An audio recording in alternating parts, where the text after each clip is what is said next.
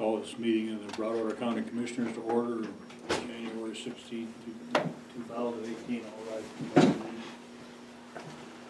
I pledge allegiance to the flag of the United States of America and to the republic for which it stands, one nation, under God, indivisible, with liberty and justice for all.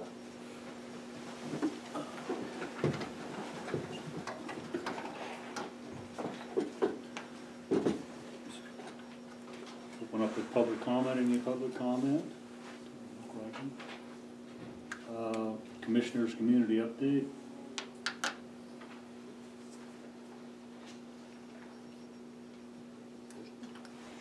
Business as usual for me. Phone calls, not too many phone calls, luckily. We had a number of meetings last week. Met with Weed and Mosquito Board. I thought that was a really good meeting. Also, we had a silos meeting. We had a recreation board meeting, and that's working on the land acquired from Bureau of Reclamation, the Old Baldy Rod and Gun Club, and softball fields. And also Board of Crime Control meeting last week. And that's just kind of motoring along. We don't have any confirmation yet on victims' juvenile justice grants, and it looks like we've lost JAG funding. So things are not good. No. Yeah. And that's about it. And that's one NCJA meeting as well. I went to the Weed and Mosquito Board meeting and had some conversations with some people on Lightning Barn and on Clopton Lane being closed, but that's how the weather's gonna work with us, so the roads crew are doing a good job on everything there. That's pretty much all I have. So, I have need a motion to approve the minutes from January 8th, 2018. Move to approve as submitted. Motion's been made and seconded to approve the minutes. All in favor, aye? Aye. Aye. Those opposed?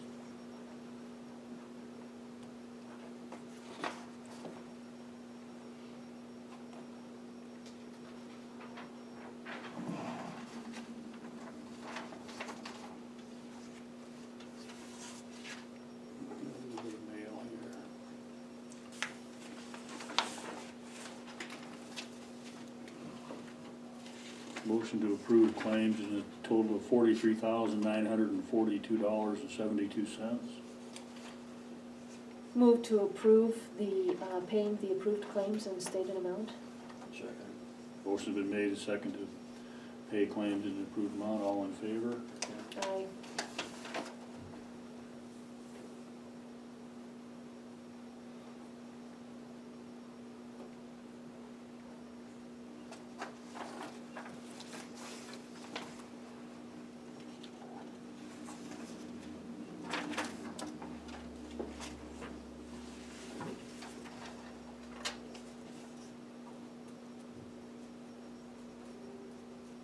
Bill from Connect Telephone monthly maintenance services.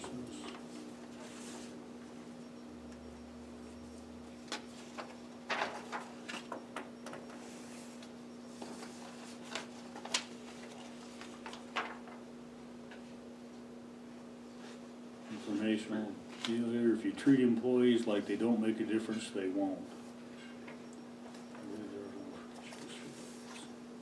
I don't know that we need to put that in the commissioner mail. That was more a training tool for us commissioners as supervisors of staff. That came from one of the, Debbie has an online source that she gets a lot of that from. Okay. You got BIS monthly email bill for the commissioners, $15.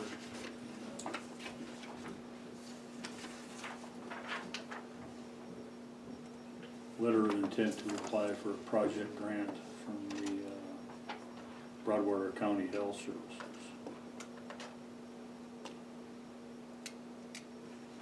That's the homemaker, and it is with the Area 4 Agency on Aging under Rocky Mountain Development Council. That's been a long time grant, and I will move to approve application for that grant. It's a dire and valuable service. Now second. Motion been made and seconded to approve the application for the project grant. All in favor? Aye.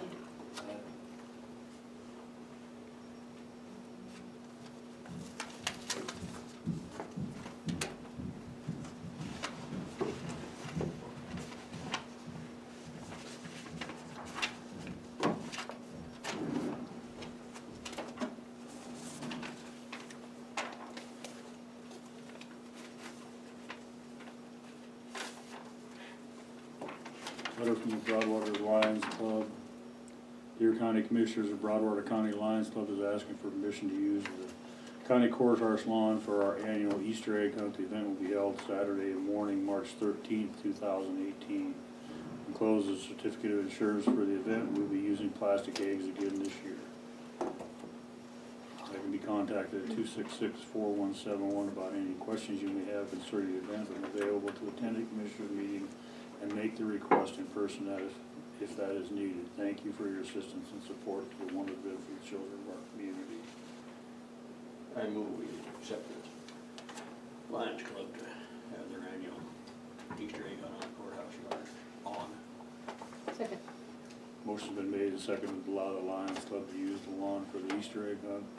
All in favor, aye. Aye.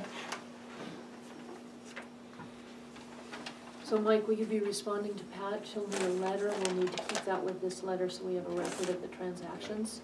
That'll still need to go to Ann, but she'll get you back a copy to respond.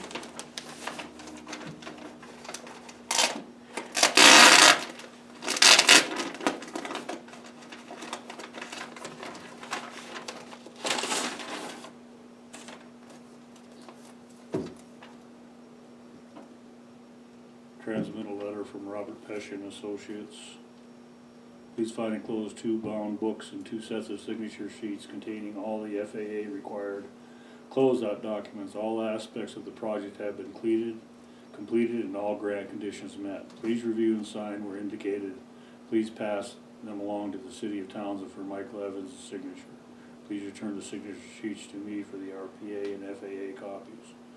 I will facilitate submission of the FAA copy. After their review. You will reimburse the final 2.5% retainage in the amount of $3,093.35. As always, please call with any questions. Entertain a motion to sign the required paperwork for the FAA. And These are projects we've been working on for about 10 years. I will move to approve signing of the contracts. Second. motion is made to approve signing of these contracts. All in favor? Aye. Aye.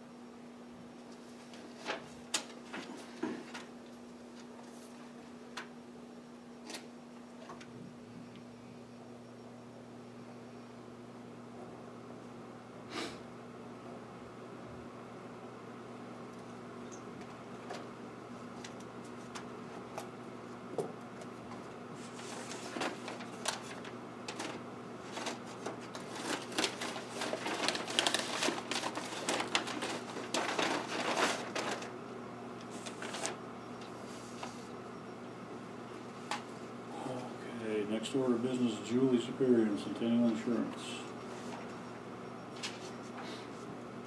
Hello. Hi, Julie. Morning. Do you mind if I pull this way? No, Okay. however you want. Alright, makes it easier on me. I'm here to go over the renewal application for Mako.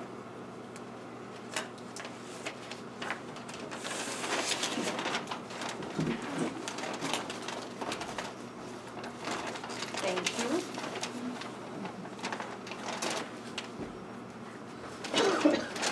I met with all the department heads, excluding the weed and mosquito department. Scott wasn't there no more, so. I don't think anything's changed. No, I kind of went over the equipment schedule with Dana. Oh, perfect. So the vehicles and UTVs and stuff should be what they are. All right. So. All right. Haven't moved the courthouse address. Brian and Mike are still designated risk managers. Yes. Okay.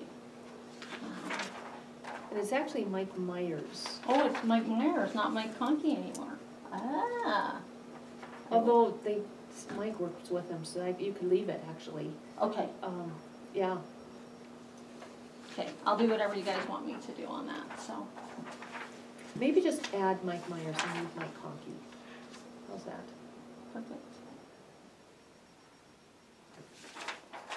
I will do that. Maintenance deductible on liability, $2,000.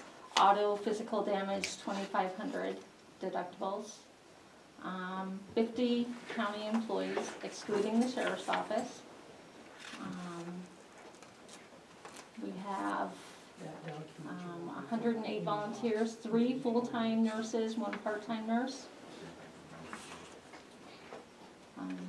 Public officials, errors and omission, $5,000 deductible. None of that's changed from last year. 20, Yeah, number of nurses, 2 actually.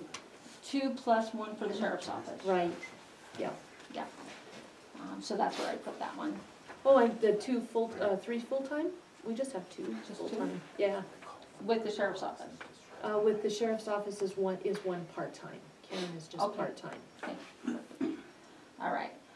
29 full-time officers, 2 part-time. The jail's square footage hasn't changed any. No change in the zoning commission liability, ethical violation committee, or flood plan enforcement liability.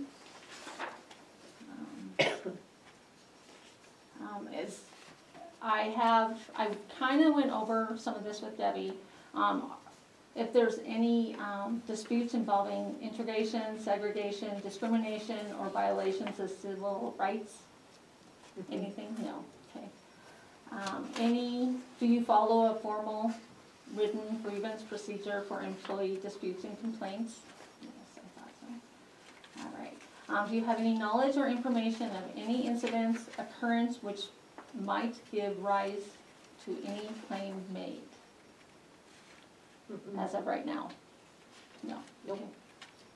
All right. Appointed boards, we still have Fair, Airport, Mosquito, Planning, Health, Museum, Refuge, Weed, and others are the Silos, Broadwater Trust, Parks and Recreation, Mental Health Local Advisor Council, Local Emergency Planning Committee, and Investment Committee. If there's any others that arise, just let me know, and that way, We have a recreation board. other than the Park and Recreation. Yeah, and that'll actually be wrapped up into it, but we haven't done that yet, so it's still 2 boards. Okay, so they are. Yeah. Sorry about Okay. that. All right. So, and then I've attached the list.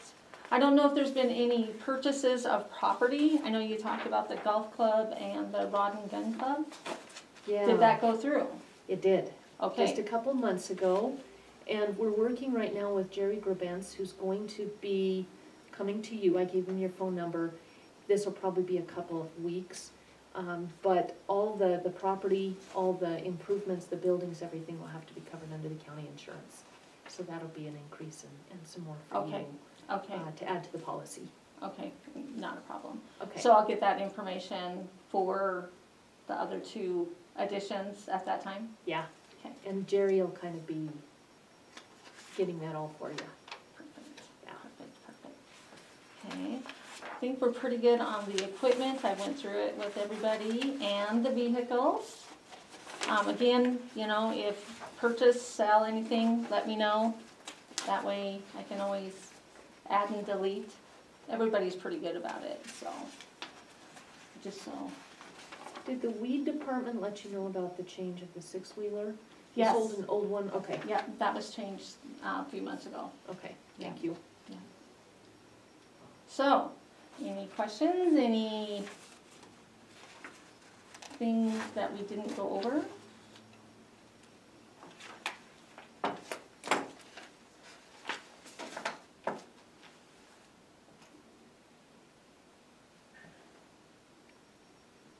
Not from me, thanks. Not for me. And we can add and delete anytime, so. They just like to get all their numbers together so they can submit it for rates, see how much it goes up. You don't think it'll go down? Pretty sure it won't go down, not this year. Oops.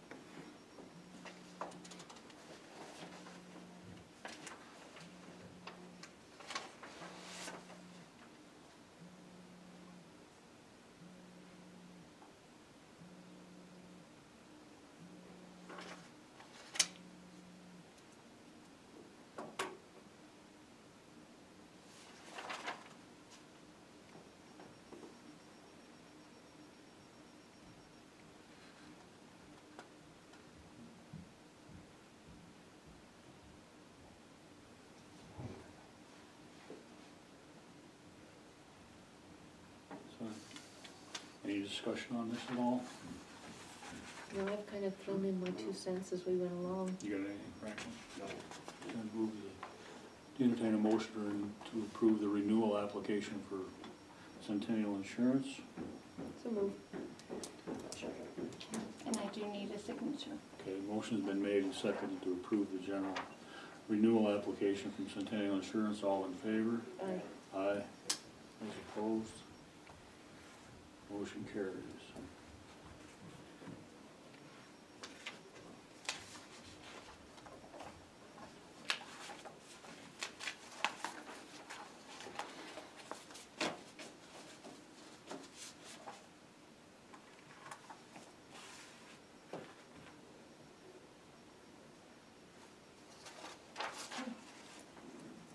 Thank you very much. If you need anything, let me know. Thanks, Julie. Yeah, Thanks, thank Julie. you. Yeah, thank you.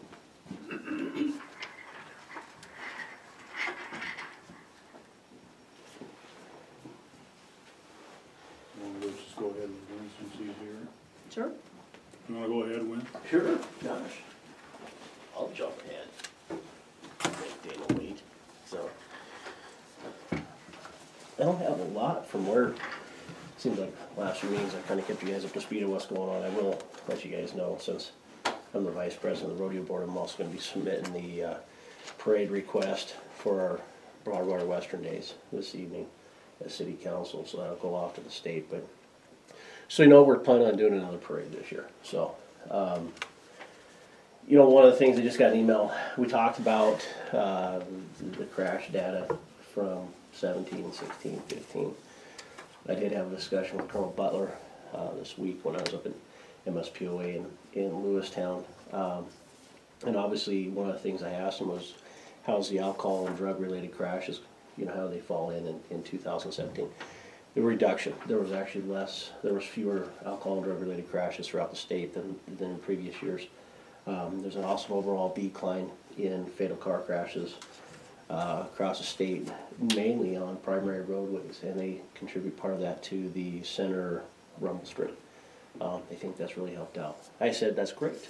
Unfortunately, mine took a 31% increase in traffic crashes, 51% in major injuries, or major damage and injury crashes, and overall an 18% increase in traffic complaints. I said, so, and I said, I have a huge increase. I didn't have any fatals, and now I have 4 fatal crashes that took 6 lives. So I said, we need to have a discussion. We need to sit down and figure out a plan on how we reduce these things that are going on out there. I don't, you know, a crash is a crash, a slide off, property damage, where we start losing lives, I start taking that pretty serious. So we're gonna actually have a meeting. He just sent me an email. We're gonna have a meeting sometime here in the future to try to develop a plan to work together to try to make our roadways a little safer. With that being said, I'm gonna try to, at least right now, there's mandatory school patrol. The guys are supposed to, if they have the ability, they're supposed to be over at the school patrol in the morning and the afternoon at lunchtime, try to keep the kids under control and their driving abilities. But we might actually have to do, we're gonna look at some data and see when our problematic time is for crashes. And see, I might take some guys and say, okay, you're gonna need to go out and do some traffic enforcement to kind of curb some of these crashes that are occurring. Obviously, like I've said before, is the more crashes we have, the more higher insurance premiums we pay as citizens. And so there is an ill effect towards our community members if people are doing stupid things. And the majority of those crashes occur from people who don't live and reside in Broadwater County. So we're gonna try to develop a plan to try to curb some of that. You know, like I told them, I said, I'm glad to see that overall fatals were down. Unfortunately, ours were way higher than they need to be. So that's one of the things we're going to work on. The other concern we had come up through MSPOA, and it does affect us wholeheartedly, is our detention. I guess they passed a bill. I need to research it a little bit. I think it's Senate Bill 63, where the DOC is not responsible for paying for inmates if an inmate is got a re-deferred sentence, then they're not paying to house them in a facility. It's staying on the county that they were convicted in. So I need to do a little research on that. I didn't know about that. Flathead it just came up here in the last couple weeks, and so they're having issues. The other thing DOC is doing is kind of doing a little pushback with the counties in regards to where DOC prisoners are housed. So what they've done is, especially Flathead, we were supposed to have 10 come from Flathead. The probation, parole, or DOC said, no, take them back or we will not pay you. And so they're kind of dictating where their prisoners are going to be held as well. So we do have a meeting next week, I think the 22nd, with Director Michaels and Kevin Olson up in Helena, and we'll hopefully get some things resolved. But I need to do a little research into what legislation did in that component as well. So the other thing I have that came up through MSPOA as well was 24/7. I guess under statute or administrative rules, that money was supposed to go into a particularized account, I guess, for the sole purpose of doing maintenance on the 24/7 system. And ours goes into general fund, and they said no. I got to do some research on that. I didn't know it was statutorial. I still don't know if it's statutorial, but we're going to look. I think that might be a misnomer, but we're going to look at it. And there's another reason why I bring that up is there's some new things coming up with 24/7 throughout the state, and a program that they're doing. So we're going to look at it. So that's kind of the hit and miss of that. Obviously, I've kept you appraised of everything that's going on so far this year. I need to I'm trying to figure out, the other sheriff is in Aruba on vacation. So when he comes back, we can actually sit down and actually have a conversation about a few things. And try to figure out a plan, what we're going to do for 2018, what are some of our goals and objectives, where we want to focus some more efforts in. And so I think that's kind of what I'm shooting on when he gets back. The other things we're looking at, obviously, is trying to look at how to get spike strips in the cars. And I think I talked about this a little bit beforehand. But we got to do something to stop these pursuits. We're getting them all too often, way too frequent. I'd rather get them stopped before we get trucking through the county. And the people we're pursuing, it's not like we can just let them go anyways. So we're looking at that, trying to figure out what's the most feasible option we have, and how do we get ahead of that a little bit. Because I'm afraid one of these times we're going to have a bad situation one of these times. It's just not. It's not if, it's when. It's just things are getting out of hand out there. So with that, I think everything else is pretty much status quo. We do have 39 inmates in our facility. Unfortunately, 10 or 11 of them belong to us, and the rest of them are from all over the place. And one of them is probably going to change. Right now, he's being housed for another county, but we do have pending charges. As soon as we get some results from the crime lab, he will become ours and theirs as well. But when he has charges here, he'll take precedence on this side. So this is one of those cases that we've heard about, And so hopefully we've made progress in them. It's the shooting out at Lightning Barn and Cemetery Road. It's that suspect on that one. So hopefully we'll have that wrapped up here fairly shortly, I'm hoping. The other thing that we're running into a little debacle on, which isn't any fun, is the DNA results are taking too long at the crime lab. The time lapse on it's fairly substantial. So a lot of our DNA has been going to Sorensen Forensics in Utah. Unfortunately, it costs more money. The other problem is now that's where all the SACI kits, the sexual assault kit, for the state, when the AG's office went and pulled all the non-tested sex assault kits, they all got sent to, a lot of them got sent to Sorensen's as well. So now there's a time delay there, but they're still quicker than the crime lab. So we'll see some extra in costs in that. I'm supposed to be meeting with the director or the bureau chief of the crime lab, Scott Larson, on April 4th. Unfortunately, I have a meeting. It's a 3-day meeting with MSPOA on April 4th through the 6th over in Hamilton, so I'm not going to be able to attend that. But still haven't heard anything about if they're going to start charging for DNA, or not DNA, but toxicology, DUI blood kits, coroner blood kits, and urinalysis. They were talking about it. I haven't heard if they've moved forward with that idea or not. But under the budget crunch, I would imagine something of some fashion is going to come down the pipe. If not, I wouldn't be surprised if they start charging us for the kits. So right now they don't charge us, but it's very possible they might. So we got some unexpected or unknown costs that could come up this next year. We'll see how things go as we move through it. But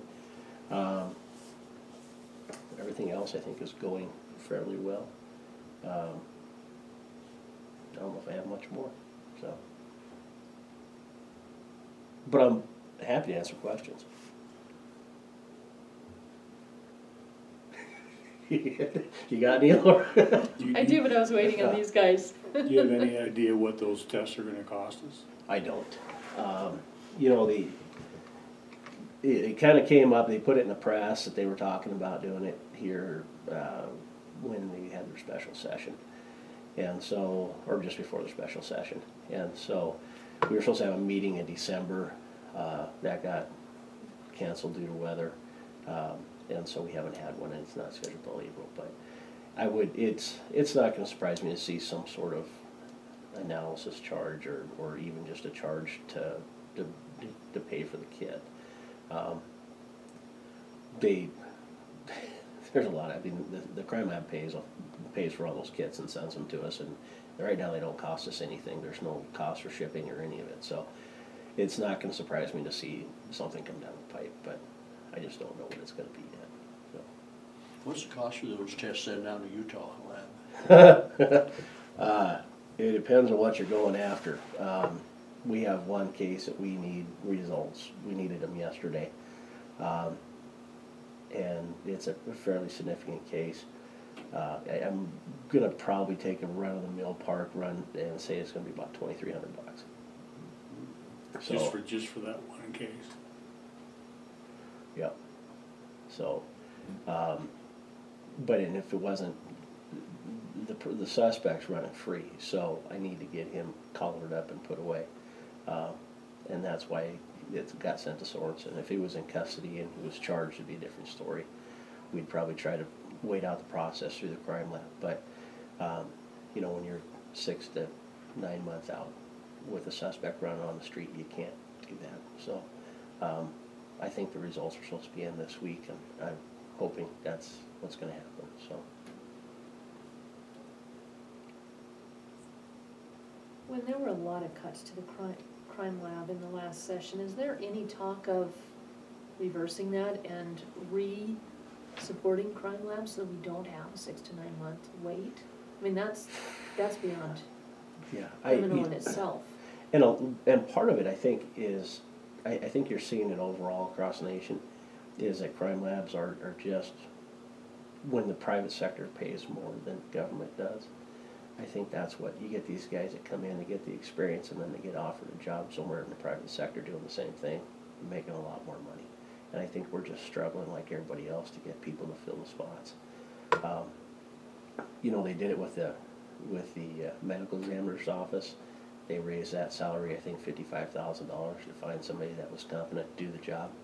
And I think we've got 3 pretty decent pathologists now, but we fork out as a state a lot of money for those guys, a lot of money. And so I know they want to bring another one on, especially on the east end of the state. They want to get 2 over there as well. So I don't know if it will change. It might. I guess sometimes I wonder what the priority list of Montana is. It seems like it kind of depends on which side of the fence you want to stand on, is what priorities are. I will say that one of our big concerns that did come up, and not to jump off subject here a little bit, but is there's actually going to be 5 pipelines going in at the same time. Keystone, the White Oak, and then there's like a CO2 pipeline and a couple other ones, all in eastern Montana. I think those are going to pose problems. I know that the protests over in North Dakota caused pipeline issues up in Shoto County and Toole County because people were up there messing with the pipelines that run through there. We have a pipeline that runs through here. I think that's going to be an issue here in the next couple of years, where we can have some people messing with things that they shouldn't be messing with. So, not to add to the nightmare where the state's at, but I know a lot of people are putting a lot of focus into civil disobedience and what's going to happen with these pipelines that are coming in. So, I actually had something else too that came up that I forgot about. I forgot it, but I'll come back to it. So, what else did you have? Senate Bill 63, what, just to understand what you understand so far, so what you're saying is, can you say what you said about 63 again? So, my understanding is that if they do a revocation on a suspect, or defendant, whatever you want to call them, subject, and so let's say they're on a deferred sentence and they come back on a revocation and they get re-deferred or resuspended, I think I'm not quite sure on the verbiage. Jenny, the jail commander out of Flathead, she's still trying to understand it because it was thrown at them and they didn't know. But if it's like a re-deferred or resuspended and they're still in custody for whatever reason, DOC will not pay the bill. They said it's responsibility of, under this new Senate Bill 63, it's the responsibility of the county. And so it kind of comes back that the state has really done everything they can to throw the responsibility of everything right back on the local communities and jurisdictions to take care of. So they're, like I said, they're dictating where the inmates are going to go when they're under inmate status, and now they're not willing to pay for ones that are in, and then they're doing things like letting them out. So I don't know, if they tell me that it's a public safety issue, they're concerned about public safety one more time, I might jump up and scream at them. But I'll try to be diplomatic. Yeah. Yeah. I thought you were saying that they were our responsibility even after sentencing. Yeah. Is that the case? Yeah. On some of them. So, so it's, and I that's why I need to look at it a little bit. Right. Jenny, the Sheriff Curry, he also agreed with her on it. I just didn't, maybe I wasn't tracking completely, but I know that they called a re-deferred or something like that. And so when they're under that, they don't pay. And I guess it's in this bill there, wow, or this law now. So I need to find it and just figure it out, because that will pose a problem for us, I think, in the future. So hopefully with our one of the things, and I talked to Laura about it a little bit, since we're on the DOC subject, is we were one of the few jails in the state that actually signed a contract with DOC. So it was us and I think Roosevelt County, Shoto County, Sanders, that agreed that we would house DOC prisoners. So one of the things that we're going to meet with Director Michaels and Mr. Wilson on is, if we're one of the few that agreed to play ball with you in the first place, even before this all came into play. before legislation started. So with that being said, why don't you utilize our facility? Then we can kind of hopefully get our numbers back up and start getting to that revenue expectation that we have, because otherwise we're not gonna beat it. You know, right now we basically have 19 paying inmates in that jail. So with that, we're not gonna meet that revenue expectation, which on the bottom side of that then doesn't work well on the expenditure side of the house either. So we were really trying to do everything we can to meet that revenue expectation that's been set. So not saying it's gonna happen this year, I'm not sure, we're kind of curious to see what's gonna happen. Some of the things that we did talk about was obviously, with the DOC letting so many people out, the recidivism rate is through the roof right now. And so a lot of these guys are coming back, problem is they're coming back from their local jurisdiction. Local tax dollars are footing the bill for these guys. The grand thing about it is a lot of these guys that are on probation, parole, or conditional release or whatever, when they reoffend, they're more apt just to take a plea and get on their way and go back. So that time that they have, they're not like our first time offenders who sit in jail waiting because they don't want to go to prison and they're looking for the sweetest deal they can. These guys are like, look, I'm already on paper, it doesn't matter, I'll do another 5 years. Criminal mentality. So that's the only benefit is we're not seeing that long time frame of these guys sitting in jail on our dollars. So that if there's a silver lining in the cloud, that would be it. They're more apt to take responsibility for their actions and just get on with their business. So if that helps. So I know you have another question. How many of our 10 that are ours are parolees of DOC that fit this description? Last time I asked, the answer ended up being 100%.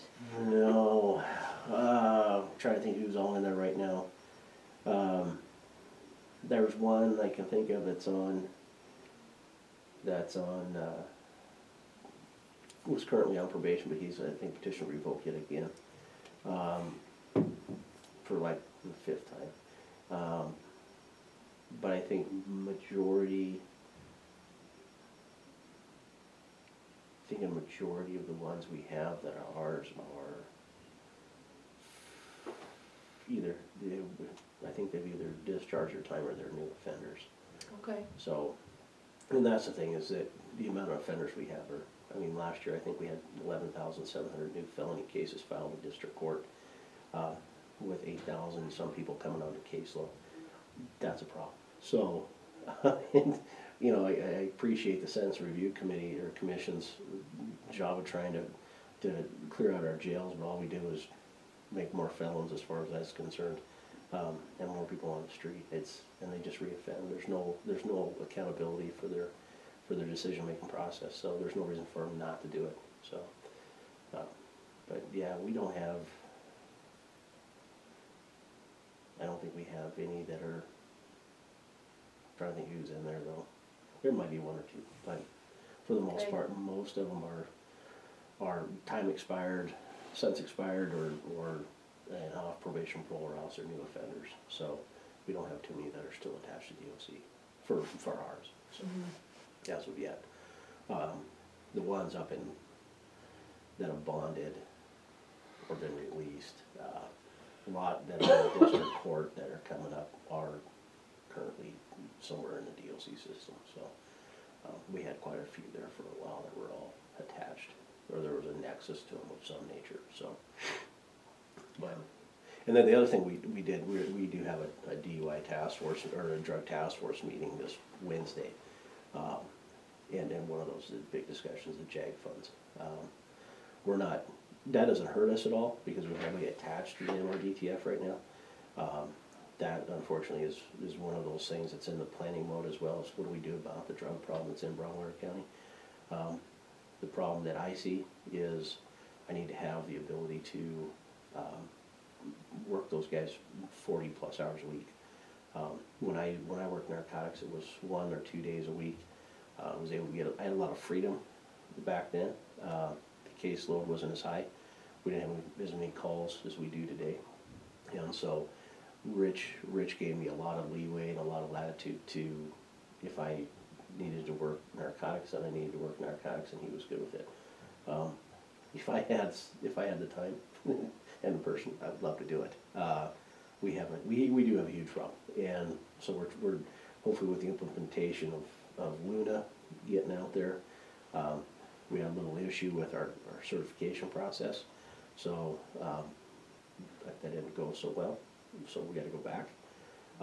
So we're not going to get her running as quick as we thought we were, and it was just I think it's just a learning lesson between the dog and the handler, but and the certification's a little different than what he's used to as well. So, but hopefully with that we can start putting a dent in things. But the JAG money going away is, I think it's got us.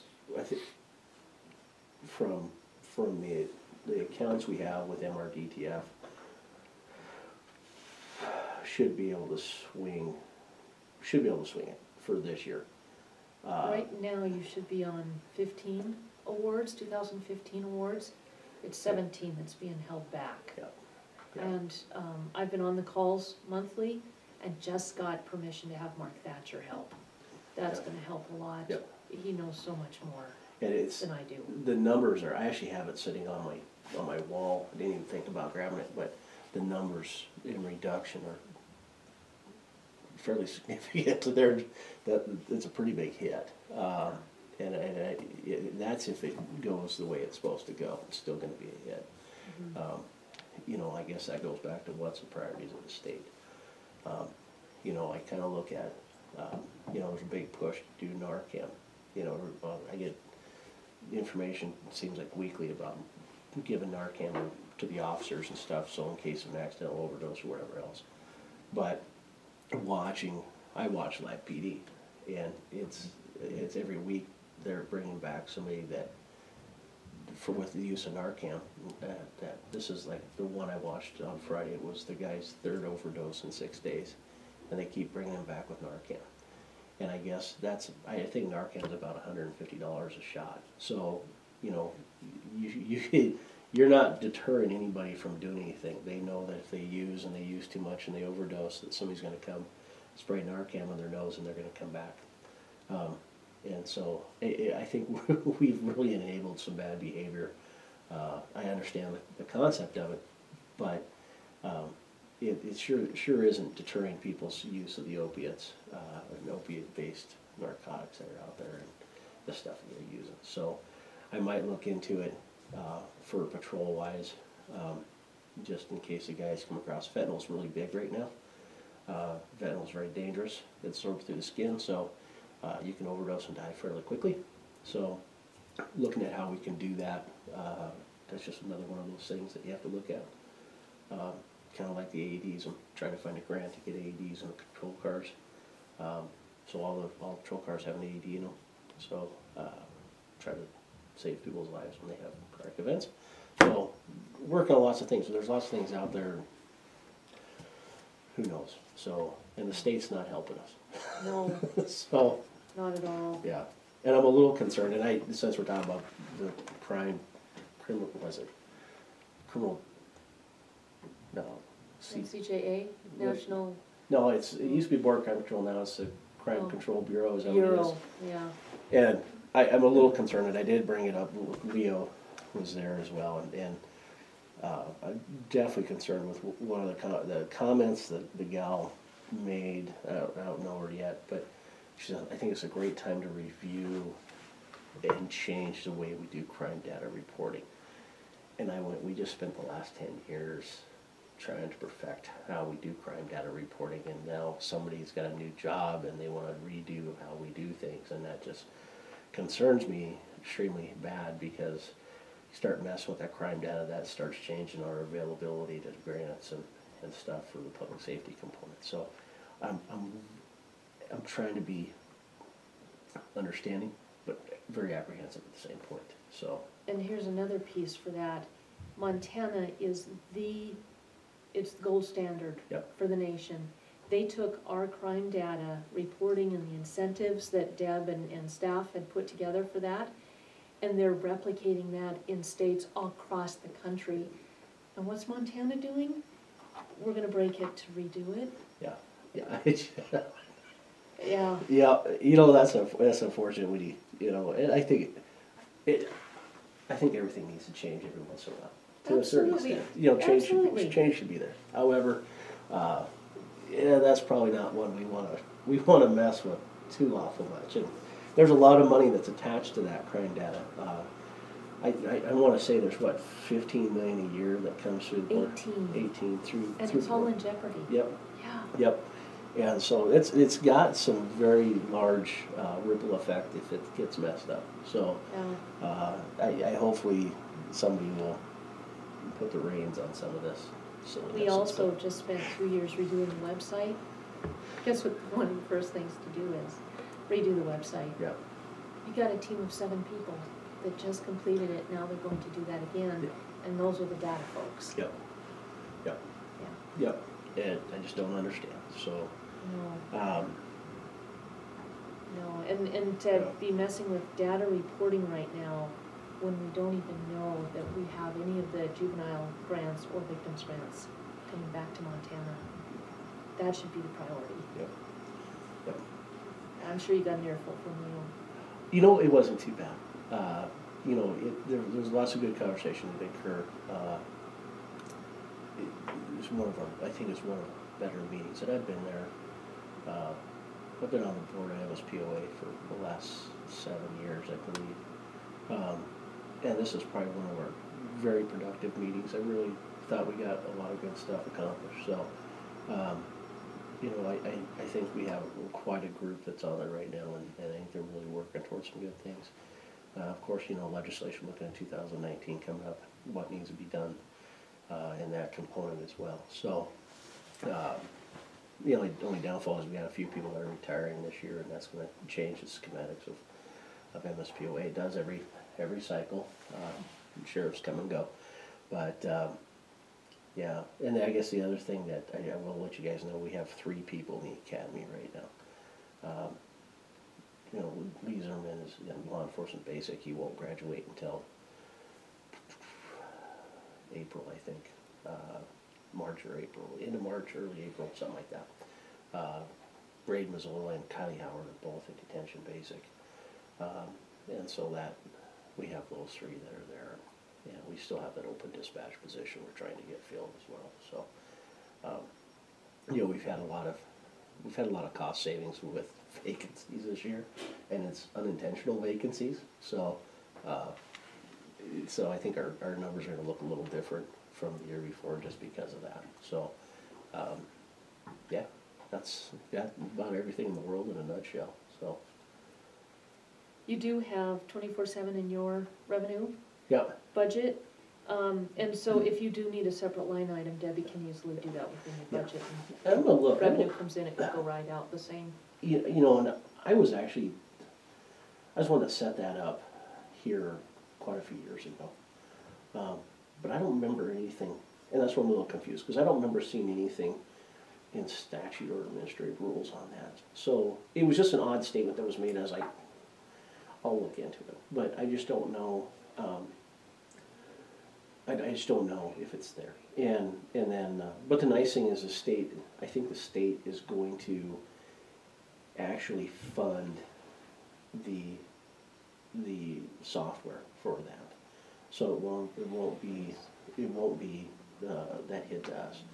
I will say that the radio system is always one of those. It's Interoperability Montana, I think is what it is now. It used to be the State Interoperability Governing Board now, and I think it's Interoperability Montana. That's always something to talk about, is the radio communications across the state and the cost of maintenance and everything associated to that.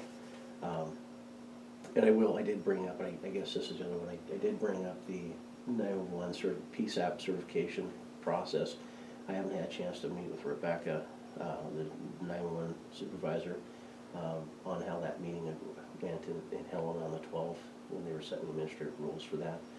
But my understanding is that if you're already getting 911 funds, that you're already going to be certified. So that helps. So as long as it stays that way and there's nothing that comes up that I don't know about right now. We should still be okay, relatively speaking, so. But that was kind of a relief, so, yeah. Anything else? Not for me. Okay. Thanks, Lynn. You bet. If you need something, let me know. Okay. Thank you. Hey, Dan. I took your spot. Huh? I took your spot. So that was your spot from that?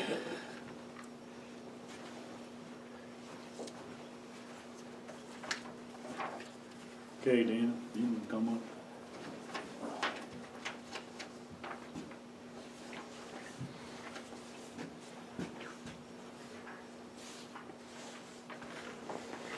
Good morning. Morning. I'm doing good. Yes. How's Lightning Barn Bridge going? What? How's the Lightning Barn project? We should be, we'll have it open today. They finally got the guardrail on and all that, couple other wing walls Friday. So at least that's okay now, so nobody will run off the darn thing, hopefully. But they're putting gravel on. I don't know if they got any on it right now, but they're getting Yeah, they were started hauling when I short. come in, they were hauling. Yeah, they're hauling over on Clockton. They needed 6 loads of fill material for that base on that, and it's gonna be too soft, so they can't get their compaction test done right. So now they came in and got a little bigger rock here a little bit ago and mashed that down first, I guess. A little boggy in there. But, yeah, I think we'll get that. They're supposed to do their compaction test on that south side of Clockton this afternoon, and hopefully that'll go well. If that goes well, then they'll offload the grade beams tomorrow and get them set, and hopefully Friday they'll bring the bridge deck in, so hopefully get that one done and get it at least halfway's open. Cause I know they already got the guardrail for that one sitting on their trailer, so, you know, once they get them bridge deck on, they'll slap that guardrail on and they'll get things built up. Hopefully by next week sometime soon, well, you know, middle of next week.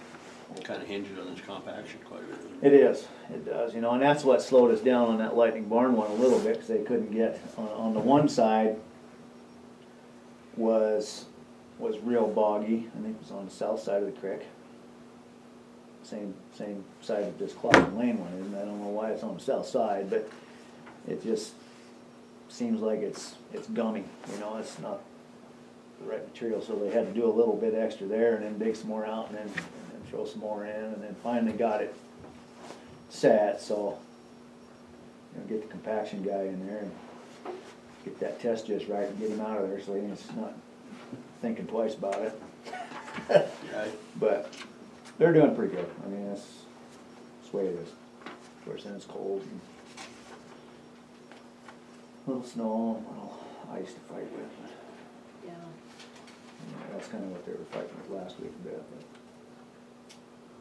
But anyway, other than that, it's going pretty good. Hopefully we'll have everything done except for the major pieces of the guardrail, and that'll be, you know, this spring when it warms up a little bit so we can get the posts in and whatnot. Because we've got the guardrail, you know, at the shop, and we've got some ends. I just bought some ends for it, so I got them last week. Other than that, plowing a little snow and ice and trying to keep things going that way. I was up Ross Gulch yesterday for a while. Wasn't sure I was gonna make it back, but got down off the hill down there with the sander. The only way I could get stopped was to bury the plow into the side of the bank, so I loaded a whole load of sand on one side. Couldn't get up the other side, so. Anyway, I got Willie up there, he's plowing, trying to get some of that ice off there this morning.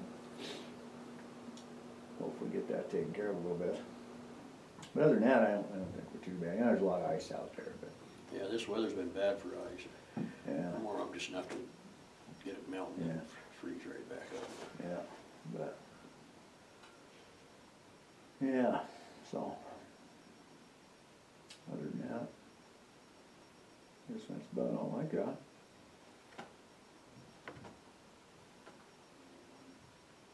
I've gotten no complaints. Seriously, Seriously, yep. we did. Huh?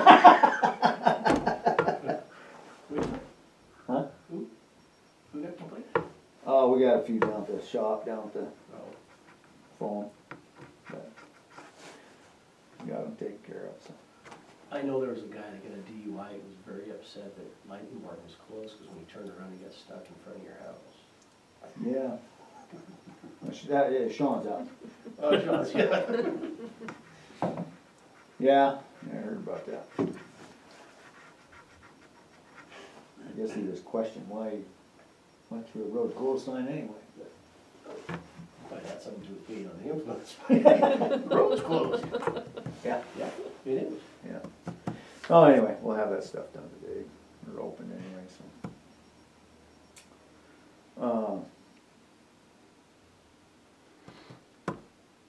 So, yeah. Pretty quiet over there, Mike. Bernie Jones, did you get his last letter? No. He had somebody went to a homeowners meeting and said that someone at that homeowners meeting said that they should start driving that road on a regular basis so they can get a prescriptive easement through there. No? So now he's talking, he wanted some advice on what to do with that road. Did you give him some? No, I was gonna give it to Corey and let Corey give it to him. Yeah, well, you know, you and I went down and looked at it and talked about it, you know, I don't know. Seems to me that they just need to get somebody to fix their subdivision road up and drive in their subdivision, That's right.